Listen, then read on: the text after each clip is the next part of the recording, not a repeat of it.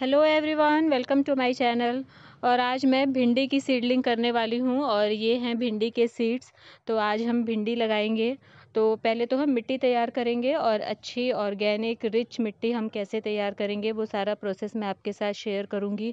और इतनी तेज़ धूप हो रही है आजकल, सुबह 7 बजे से लेकर के शाम को 6 बजे तक इतनी तेज़ धूप रहती है, छत पर आना मुश्किल है। और मैं तो बिल्कुल नहीं आती हूँ इतनी तेज़ धूप में, बिल्कुल स्किन टैन हो जाती है, इसलिए इतने बीच में मैं तो धूप में नहीं आती हूँ।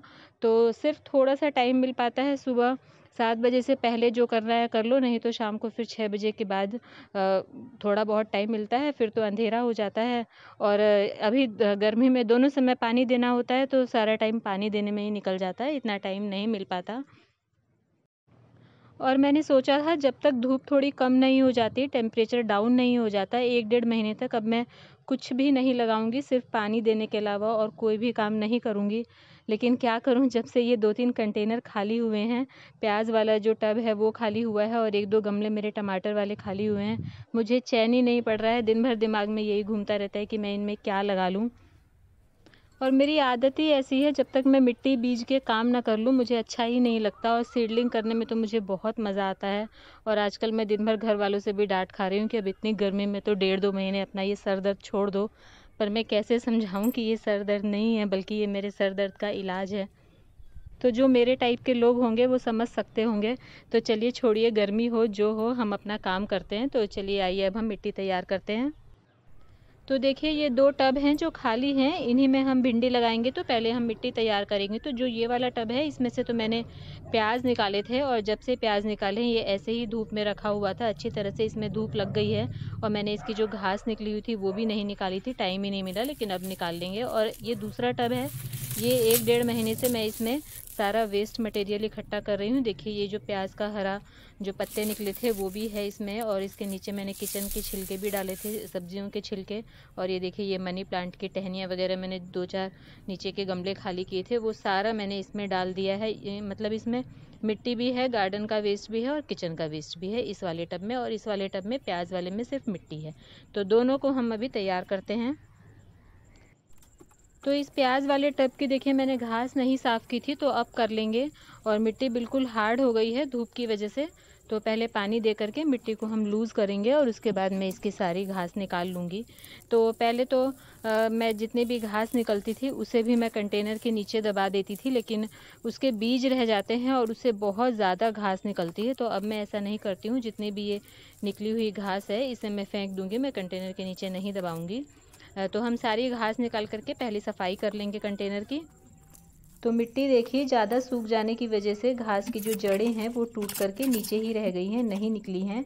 तो उसके लिए हम किसी टूल की मदद से पहले मिट्टी की अच्छी तरह से गुड़ाई करेंगे, और नीचे की तरफ जो जड़ें रह गई हैं, जितना पॉसिबल हो उतना हम अच्छी तरह से निकाल करके बाहर कर लेंगे, मिट्टी की अच्छी तरह सफाई कर लेंगे। और इस मिट्टी में देखिए, मिट्टी भी है और गोबर की खाद भी है। जब प्याज लगाई थी मैंने तो इसमें गोबर की खाद वगैरह मैंने डाला था, तो अच्छी मिट्टी है। अब हम इसे फिर से रिचार्ज करेंगे नई फसल के लिए, भिंडी लगाने के लिए। तो अब मैंने अच्छी तरह से ऊपर नीचे करके मिट्टी को लूज़ कर लिया है। मिट्टी हमारी ढीली हो गई है, ऊपर नीचे हो गए, अच्छी तरह से मिक्स हो गई है। और अब हम इस वाले टब की सारी मिट्टी को बाहर निकालेंगे।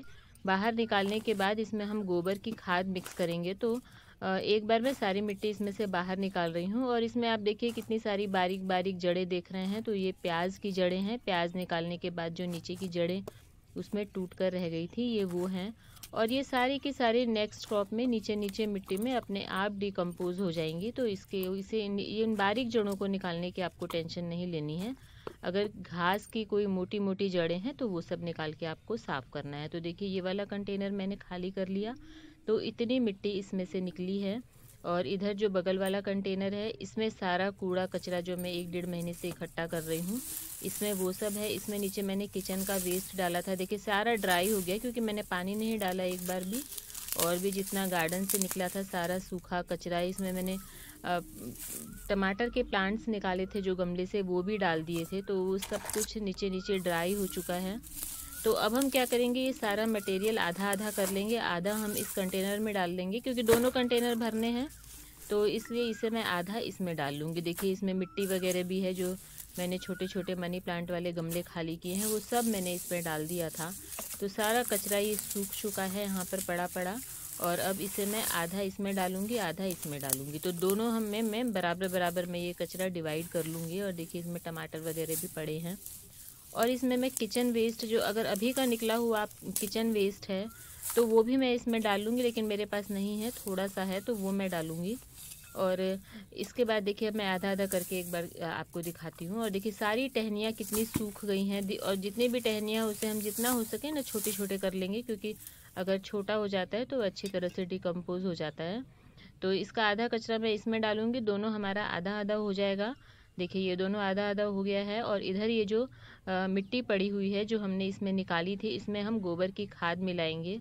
और हम इस समय पर हम इसमें किचन का वेस्ट, जो मतलब ताज़ा निकला जो कचरा है, वो भी हम इसमें डाल सकते हैं अगर हमारे पास है तो। मेरे पास नहीं है, थोड़ा सा है ये, बस ये आज का वेस्ट है, थोड़ा सा ये छिलके हैं, तो ये मैं डाल रही हूँ। आप इसमें और ज़्यादा डाल सकते हैं, पूरी पूरी आप दोनों कंटेनर में एक एक लेयर बिछा सकते हैं इसके बीच में।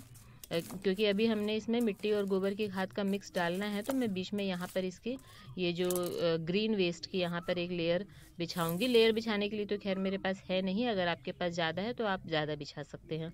मतलब कुल मिला के ये है कि आपके पास जो है वो सारी चीज़ें आपको इसमें मिलानी है। अब मैं इसमें देखिए इतनी गोबर की खाद ले रही हूँ, ये देखिए इतना सारा मैं ये गोबर की खाद लेकर के आई हूँ। और ये सारा मैं इस मिट्टी में मिक्स करूँगी। तो इस मिट्टी में हमें गोबर की खाद को अच्छी तरह से मिक्स कर लेना है। तो देखिए कुल मिलाकर हमारी मिट्टी में क्या जाएगा, ड्राई वेस्ट जाएगा, जितने भी सूखे पत्ते, जितनी भी सूखी टहनियाँ थी, जो मेरा गार्डन का कचरा था, वो सारा जाएगा। तो अब आधी गोबर की खाद मैंने इस मिट्टी में मिला ली थी, तो मिलाते वक्त की क्लिपिंग मेरी डिलीट हो गई। तो देखिए जो मिली हुई खाद है उसे हम इस एक टब में भरेंगे, और ये आधी बची हुई खाद हम और इसमें मिला लेंगे। जब ये आधी इसमें हो जाएगी तो देखिए ये आधी बची हुई है, इसे भी मैंने मिला लिया है और अच्छी तरह से मिक्स कर लेंगे। और दोनों टब हम ऊपर तक भर लेंगे। नीचे हमने सारा ड्राई वेस्ट डाला, किचन का वेस्ट डाला, और उसके बाद हम ये मिट्टी और गोबर की खाद का मिक्सचर ऊपर से डाल रहे हैं। तो कुल मिलाकर हमारी मिट्टी में जो मेन 4 चीज़ें हैं, एक तो गार्डन की सॉइल है, दूसरी किचन का वेस्ट है, तीसरा गार्डन का सूखा कचरा है, और चौथा गोबर की खाद है। तो कोई भी अच्छी मिट्टी बनाने के लिए ये 4 बेसिक चीज़ों का होना ज़रूरी है। इसके अलावा एडिशनल तो आप कुछ भी डाल सकते हैं, चाय की सूखी पत्तियाँ डाल सकते हैं, और भी आप खूब सारे सूखे पत्ते, धान का भूसा वगैरह आप कुछ भी मिला सकते हैं। लेकिन मेन ये 4 चीज़ें हैं। अगर ये 4 चीज़ों का आपने अच्छी तरह से कॉम्बिनेशन बनाया है तो आपकी बहुत अच्छी मिट्टी तैयार हो जाएगी। मैं हमेशा यही ध्यान रखती हूँ, मैं इन 4 चीज़ों के कॉम्बिनेशन से ही मिट्टी बनाने की कोशिश करती हूँ। अब मेरे पास जैसे जैसे चीज़ें हैं, जैसे जैसे चीज़ें मिलती हैं, मैं उसी तरह से कर लेती हूँ। अगर मेरे पास टाइम है तो मैं पहले उसे सुखा लेती हूँ, मतलब जिस कंटेनर में मुझे भरना है मैं उसमें डालती जाती हूँ, वो अच्छी तरह से ड्राई होता जाता है। तो जब थोड़ा सा ड्राई हो जाता है तो उसके बाद उसमें फंगस लगने की संभावना बिल्कुल ख़त्म हो जाती है। और कभी मेरे पास टाइम नहीं है, अगर मेरे पास ज़्यादा गीला कचरा ज़्यादा है, मतलब किचन का वेस्ट ज़्यादा है, तो मैं उसे थोड़ा नीचे की तरफ दबाती हूँ, और उसके ऊपर फिर मैं ये मिट्टी और गोबर की खाद का मिक्सचर डालती हूँ। और अब देखिए ये मैंने दोनों कंटेनर भर करके तैयार कर लिए हैं, साइड की पूरी सफाई कर ली है। और मैं पूरा करके आपको दिखाती हूँ। सारा वीडियो अगर करूँगी तो बहुत लंबी हो जाती है, इसलिए मैं कट कर देती हूँ, और जो मेन पॉइंट्स है बस वो दिखा रही हूँ। तो ये मैंने पूरा अच्छी तरह से अब तैयार कर ली हैं, और ये अब भिंडी लगाने के लिए रेडी हो चुके हैं।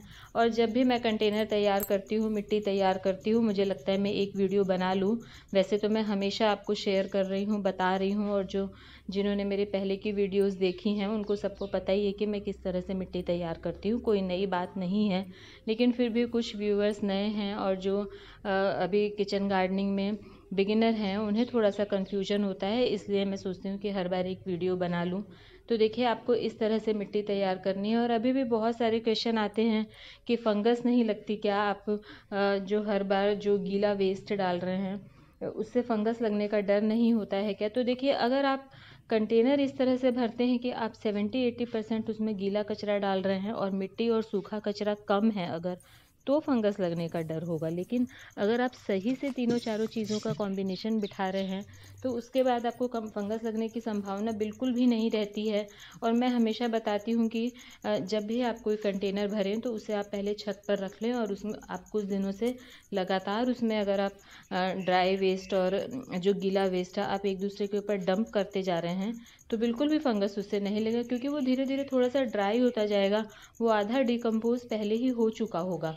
लेकिन आप तुरंत अगर ताज़ा खूब सारा भर देते हैं और उसके बाद ऊपर थोड़ी सी मिट्टी की लेयर बिछा रहे हैं तो उसमें फंगस लगने की संभावना हो सकती है, नहीं तो नहीं होती है। और देखिए मैंने अभी तो मैंने जो गीला है वो बहुत कम डाला है, वो मेरे पास था नहीं इसलिए, नहीं तो मैं अच्छे से एक लेयर उसमें बिछा देती। और देखिए नीचे इतनी मिट्टी थी, इतना सूखा कचरा था, बीच में हम एक लेयर गीला की डाल रहे हैं और उसके बाद फिर हम ऊपर से गोबर की खाद और मिट्टी का मिक्सचर डाल रहे हैं, तो कैसे फंगस लग सकती है? नहीं लगेगी। जैसे जैसे वो कचरा गलेगा उसमें से जो लिक्विड है वो निकलेगा, वो मिट्टी में सोखता जाएगा, तो बिल्कुल भी फंगस नहीं लगती है। मेरे प्लांट्स पर तो देखिए नहीं लगी है, इसलिए मैं हमेशा आप लोगों को बताती हूँ आप बहुत ज़्यादा मत भरिए। मतलब एकदम से आपने गीला बिल्कुल ताज़ा खूब सारा 2-3 बाल्टी डाल दिया और उसके बाद फिर आप उसमें सूखा भी आप नहीं डाल रहे हैं और सिर्फ मिट्टी थोड़ी सी डाल रहे हैं तो बिल्कुल फंगस लग सकती है।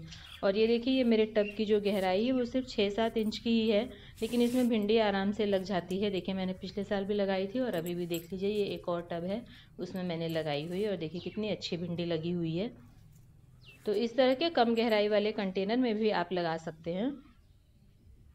और देखिए भिंडी लगाने का काम तो हमारा पूरा हो गया और मैंने एक्स्ट्रा बीज डाले हैं। बस एक टब में मैं 4 से 5 पौधे ही रखूँगी, उससे ज़्यादा नहीं रखूँगी, लेकिन मैंने थोड़े ज़्यादा डाल दिए हैं, सारे के सारे जर्मिनेट नहीं होते हैं। और अब हम ऊपर से वाटरिंग कर देंगे। अब देखिए इतनी गर्मी में हमने कर तो लिया, अब देखते हैं कैसे रिजल्ट मिलते हैं, क्या होता है। और मेरे बीज भी पहले के हैं, इस बार के जो मैं नए बीज लाई थी वो तो मेरे ख़त्म हो गए थे, लेकिन मैंने ये पहले के बीज डाल दिए हैं। अब देखो कितने जर्मिनेट होंगे। तो मिट्टी अच्छी बनाना ही सबसे ज़रूरी काम है, अगर मिट्टी अच्छी बनाई है तो आगे सब अच्छा ही होगा। तो देखिए अब हमारा पानी देने का काम भी हो गया। तो मिट्टी बनाना, सीड्स डालना, सारे कामों को एंजॉय करिए। आगे देखिए अच्छे से पौधे निकलते हैं या नहीं निकलते हैं वो आगे देखा जाएगा। तो आज के लिए इतना ही, उम्मीद है वीडियो पसंद आई होगी। मिलते हैं नेक्स्ट वीडियो में। Thank you.